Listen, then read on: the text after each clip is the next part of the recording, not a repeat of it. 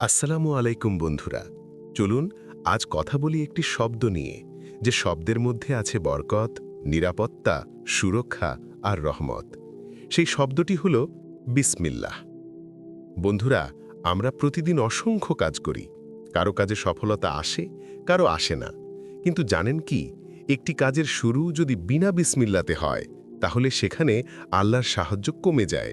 আর যদি প্রতিটি কাজ বিসমিল্লা বলে শুরু করি, তাহলে ছোট কাজও বড় বরকতের হয়ে যায়।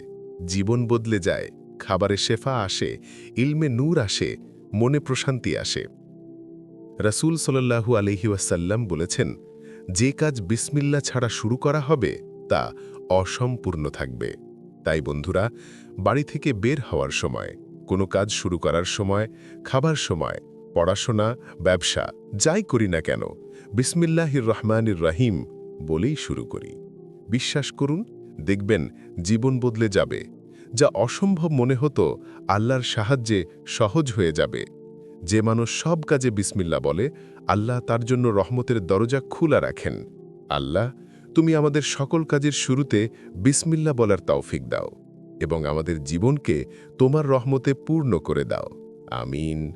আমাদের এই ভিডিওটি ভালো লাগলে লাইক করো, চ্যানেলটিকে সাবস্ক্রাইব করো ও ফলো করো ফেসবুক এবং ইনস্টাগ্রামে।